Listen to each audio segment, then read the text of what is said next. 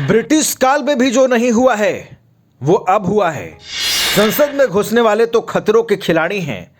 राम मंदिर को लेकर ये क्या बोल गए ठाकरे? क्या ये सरकारी पॉलिसी है? देश की संसद में हुई सुरक्षा चूक मामले में विपक्षी दलों का प्रदर्शन देखने को मिला है। संसद में इस मुद्दे पर हुए हंगामे के बाद 140 से अधिक सांसदों को निलंबित भी किया गया है, जिसके खिलाफ विपक्षी दल प्रदर्शन कर रहे हैं। वहीं अब शिवसेना उद्धव गुट के नेता आदित्य ठाकरे ने संसद के अंदर घुसकर सुरक्षा में सेंध लगाने वालों को खतरों का खिलाड़ी बता दिया है। इसके अलावा आदित्य ठाकरे ने राम मंदिर के उद्घाटन के मुद्दे पर भी सरकार पर निशाना साधा है। आदित्य ठाकरे ने कहा कि भारत देश तानाशाही की ओर बढ़ चुका है। संसद से विपक्ष को निकाला गया है क्योंकि वह बहुत सवाल पूछते थे। क्या हमारा अधिकार नहीं है सवाल पूछने का? सवाल क्या था? वो जो दो युवा संसद में कूदे थे, खुद के जान पर खेलकर उन दोनों ने ऐसा किया। शायद उनका सवाल मणिपुर या बेरोजगारी पर हो सकता है, लेकिन अगर दो युवा अपनी जान पर खेलकर खतरों के खिलाड़ी बनकर संसद भवन में आ सकते हैं पूरी सुरक्षा को झुकाकर, तो क्या यह हमारा काम नहीं है कि हम सवाल पूछें?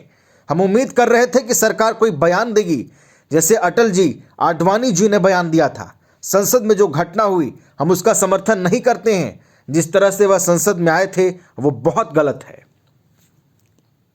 आदित्य ठाकरे ने कहा कि संसद में ये युवा किससे पास पर आए थे? क्या उस पर कोई कार्रवाई हुई?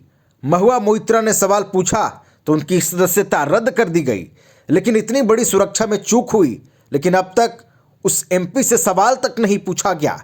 उस संसद में 800 सांसद रहते हैं, देश की जनता को रिप्रेजेंट करते हैं। ऐसे में दो युवा वहां आते हैं और उड़ी मारते हैं। कल वह कुछ भी साथ मिला सकते थे। ब्रिटिश काल में भी जो नहीं हुआ वह इस सरकार के दौर में हुआ है। सरकार को पता है कि अगर उस दिन सिक्योरिटी अलर्ट होती तो शूट एंड साइट भी हो सकता था। उन युवाओं के लिए नौकरियां नहीं हैं इस देश में, इसलिए उन्होंने यह कदम उठाया।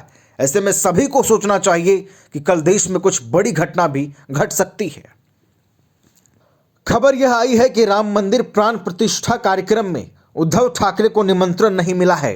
इस मुद्दे पर भड़कते हुए आदित्य ठाकरे ने कहा कि जिनका भी राम मंदिर आंदोलन में योगदान रहा है उन्हें बुलाया नहीं जाए, यह सरकारी पॉलिसी है।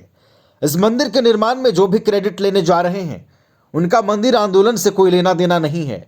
जो आदेश आया है वह सुप्रीम कोर्ट ने दिया है। कोर्ट के फैसले के बाद यह निर्माण हो रहा है। किसी भी पार्टी को आशीर्वाद में नहीं कूदना चाहिए।